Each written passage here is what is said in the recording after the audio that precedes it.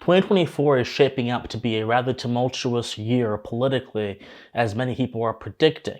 And during this time of tumult and unease and really uncertainty, the conservative movement in America and generally rightward minds in the West need to be prepared to articulate a vision statement about what they stand for and how they will stand for it. The problem right now on the right in the West, and particularly in America, because I'm an American-based commentator, so I'm going to focus entirely on America. There's variations of this problem happening across the West, but it's particularly exemplified in America due to some factors I'm about to explain. There is an identity crisis. In fact, in America, there's a lot of talk over what it actually means to be a conservative, what it actually means to want a conservative culture in America. And this single question has spawned so many different factions that have taken different sides of this question. There are some people that believe being a conservative means that you must be a traditionalist in the religious sense and the societal sense, that you must be particularly Christian, or you must be some denomination of Christianity such as Catholic or something of that sort, and you must have a very core set of social norms and ideals by which everyone must be bound by. And these are not just social norms and ideas that help society run better, but these are social norms and ideas that have to do with the practice of virtue. So personal virtue, as opposed to ideas and principles that are necessary for the functioning of a society. And there's another faction that says that small government, non-interference, and simply voluntarily choosing to do the right thing should be enough of a vision statement for a conservative movement to articulate. There are more factions. There are some factions who even say that the term conservative is not valid anymore and it shouldn't be used whatsoever. There are some that say that term is too opaque and it's too confusing.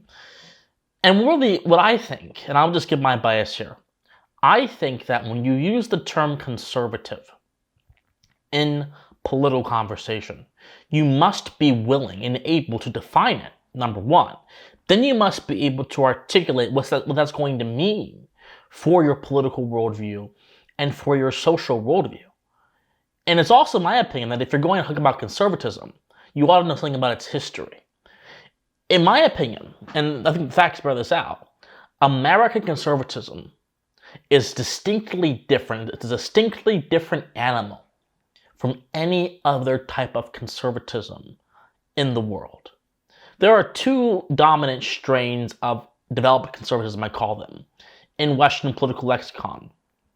But then there's also just the dominant cultural sense of what it means to be a conservative. I shall start with that. To be a conservative, generally, regardless of the context of America or the context of Britain or whatever, simply means there are certain values and traditions in a society that you wish to protect and defend. And that's going to differ depending on the society. Now, to be a conservative in the Anglo sense, in the British sense, is roughly articulated by Edmund Burke, who was a philosopher who had a seismic impact on Western political philosophy and on America.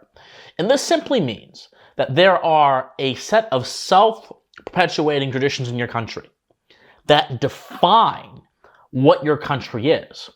The traditions, the communities around them, define what the country is.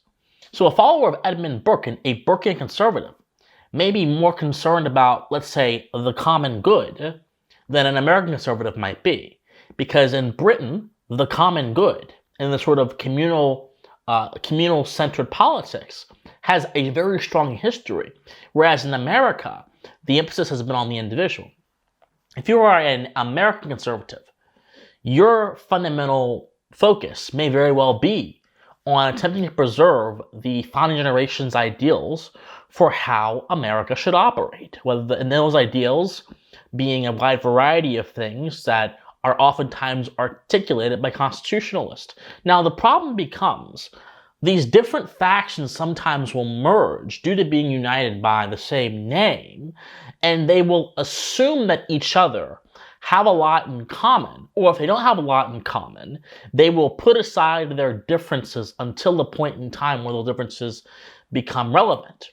Burkean conservatives have blended in with American sort of classical liberal conservatives, and even though the two have fundamentally different views of how politics should be ordered, they still agree on certain positions.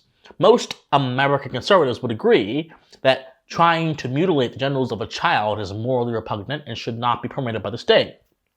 Most American conservatives would agree that internationalism, the attempt to impugn a nation's sovereignty by binding it to international bodies, is also fundamentally foul, as would most Burkean conservatives, most certainly. But when it gets to issues of modesty and personal taste and the use of language in some cases and things of that sort, and personal vice, this is where you often see American conservatives split from the more traditional Anglo-Burkean conservatives. And this is the split that we are seeing right now on the American right. For those of you who follow the blogosphere rather, of conservative politics, right-leaning politics in America, you will know that there was a controversy over two major things before the new year came in. One of those things was a calendar in which a bunch of different women, like Riley Gaines and Josie the redheaded libertarian, who was a prominent social media personality, they posed for this conservative dad's calendar, it's called. And this caused an outcry from a bunch of people saying that this is not conservative, that it's wrong, that it's immoral. And a lot of the arguments that were against this calendar were fundamentally based on a certain conception of religion. Then we have this other incident that happened, this sort of there was this girl, this prominent conservative influencer on Twitter, who was baking a cake while in a fully clothed in the shirt, but apparently the complaint was that the shirt showed too much cleavage, which was apparently immodest and unconservative. And of course, beyond those two incidences, which are really niche in particular, in general on the right, there's been this idea that certain people like gay people or trans people can't be conservatives and should not be accepted. The idea that gay marriage being tolerated by conservative institutions is wrong and incorrect. And also, there's been other ideas as well. The idea that some people are wholly against drugs. And more broadly, there is this idea of post-liberalism, which says that the American founding and its fundamentally classical liberal values are actually the cause of a lot of the problems that conservatives complain about today, and therefore they should be abandoned. We see post-liberals in almost every single section of government and society. We see it in the form of Josh Hawley of Missouri. We see it in the form of J.D. Vance of Ohio. And when we talk about the academics, we see it in the form of Yoram Hazony and Curtis Yavin, known as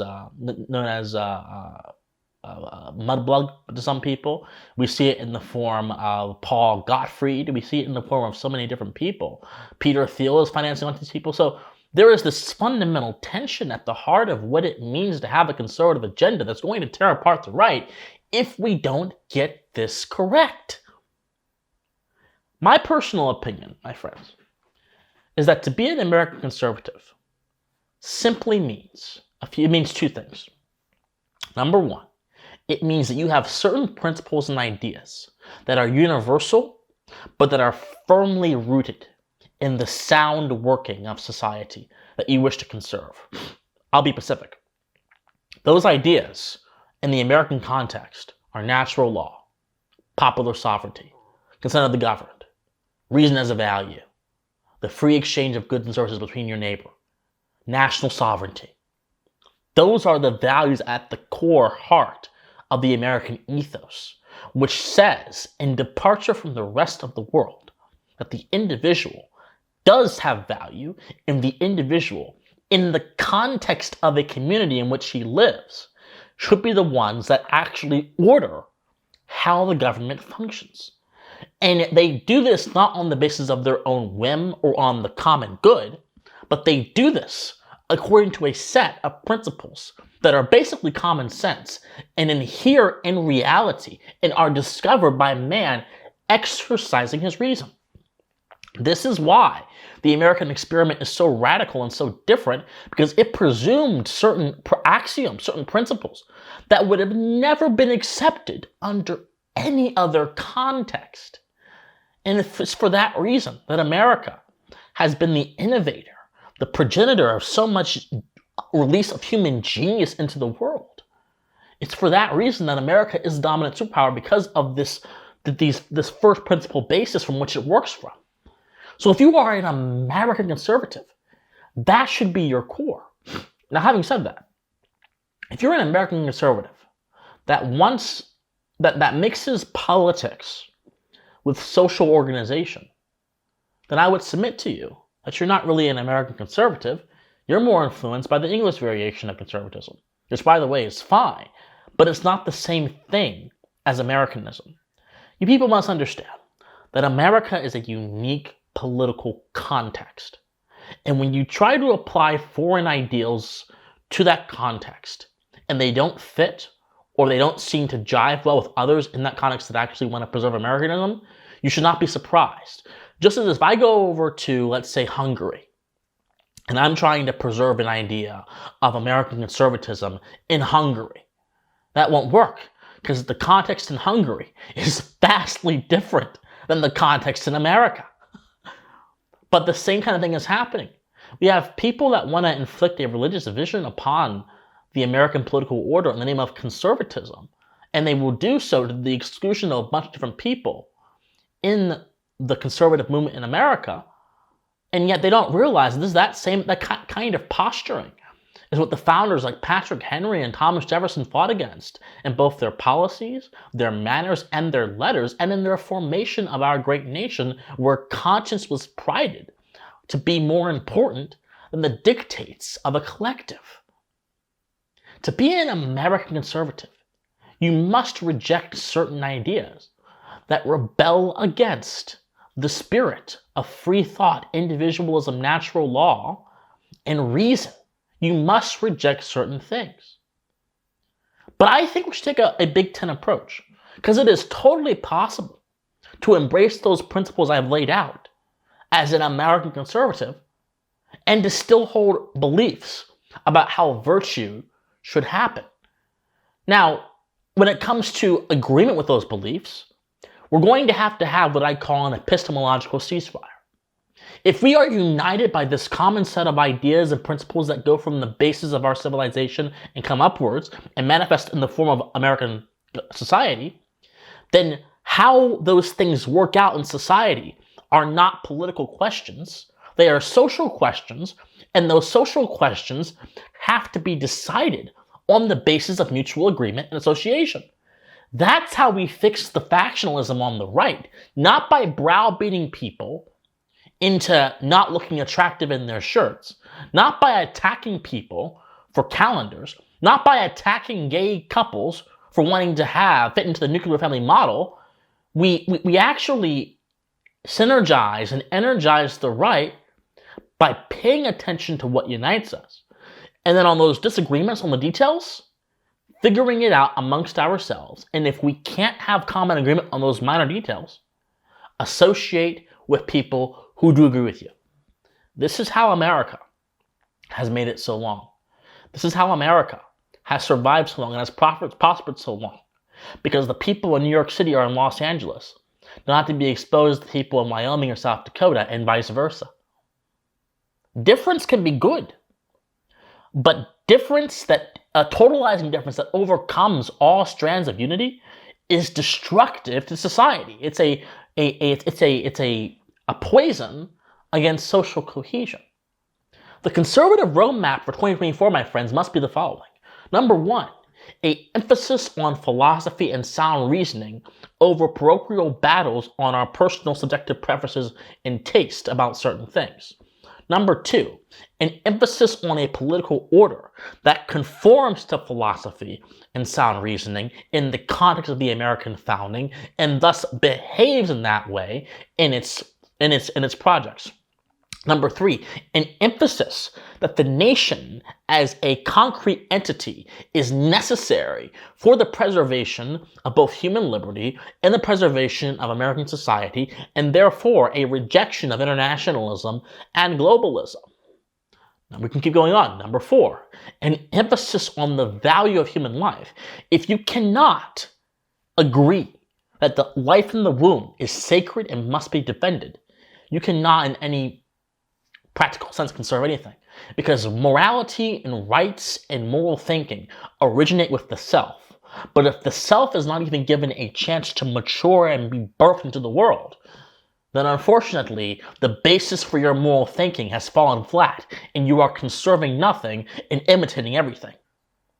Number 5, there must be an emphasis on the spirit of community that animated America.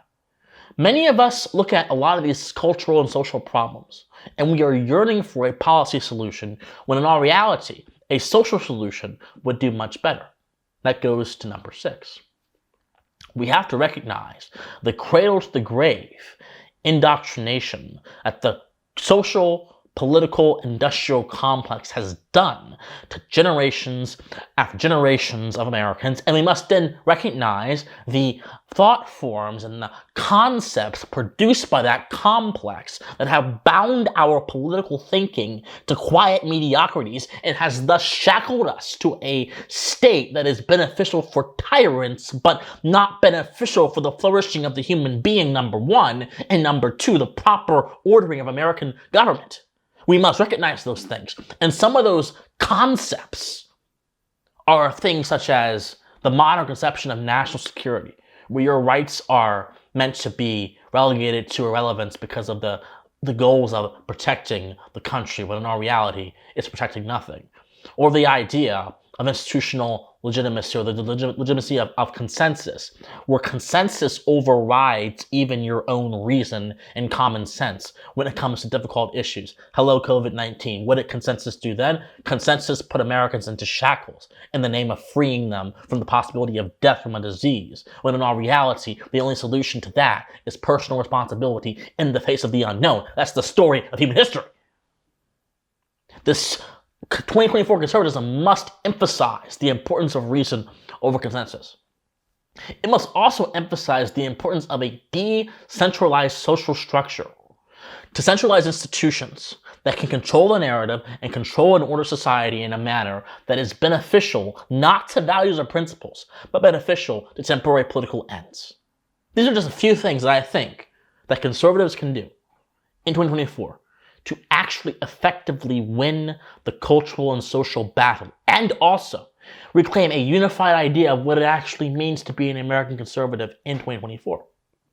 But if the theocrats on the fringes and the social puritans that are along with them continue to advance and continue to distort the American spirit of conservatism for a Burkean spirit or for a common good-led spirit, what will happen is America will no longer be a nation that can be conserved, because the idea of America will have been drastically changed from what it originally actually meant.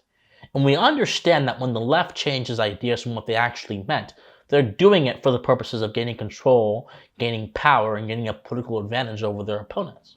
But when there are fringes that also change the meaning of what America actually meant, to pretend as if America was always a society where the individual was irrelevant and the common good was prevalent, they're also trying to manipulate our history for a political end.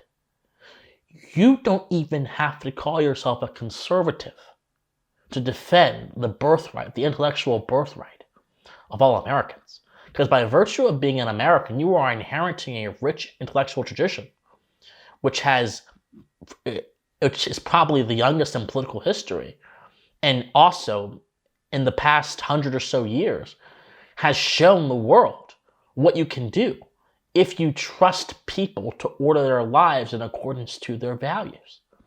And American conservatism will conserve those things, those universal principles in our way of life. It will not default to alien ideas that seek to pervert our way of life with a vicious strain of collectivism that does nothing more than try to turn us into the old world that our very existence as a nation was a repudiation of.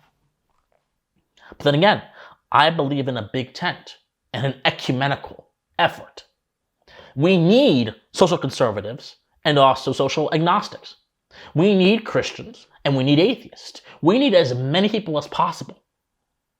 But what we don't need is people who allow their own personal opinions to distort their political thinking, and by doing that, open up a gateway for the political to continue to creep into the lives of Americans more than it already has, and reorder our civilization by sheer force of will and thus destroy it.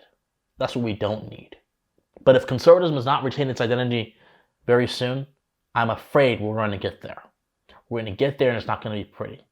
Before I go, some of you may even ask me, Christian, what is there left to conserve? Well, I'll be very simple. I'll make a simple explanation for you. If you believe that this nation is based fundamentally on ideas, and these ideas form the basis for our behavior in our society or our civilization, and if you believe these ideas are struggling right now because right now there are other ideas that are countering them, you can still acknowledge the existence of these ideas and the desire to defend them against the ravages of the alien ideas that are opposing them. But I don't call for a mere conservatism. That's a little bit too passive for my taste. I call for a conservatism and a revitalization. I wish to conserve what of the ideas we have left guiding our country, but then I also wish to revitalize them in a manner that will restore them to their fullest potential. I would agree. Right now, those ideas of natural law and popular sovereignty, consent of the governed, have effectively been usurped by forces within our own government and society, both on a philosophical level and a political level. Just look around you. But what I don't agree with is that because those things have been weakened, they don't exist, or they're not worth defending. They are the only thing that we have keeping America afloat, and therefore we have to defend them and then revitalize them by effectively destroying the fruits of every single spoiled idea that has taken over the American landscape. And it will this can only happen if a conservative movement, a new conservative movement is birthed from the fires of reason. That can only happen if a conservative movement will stand on its 2 feet and seek to preserve the nation we have left. Buckley in the 60s, who jet-started modern-day American conservatism, was seeking to defeat communism. He succeeded. The movement succeeded. It has largely been defeated, although it's also kind of gained some advantages too, which is a very different day. Our goal should be to defeat the cultural tyranny that has entered our country, by and large through foreign sources.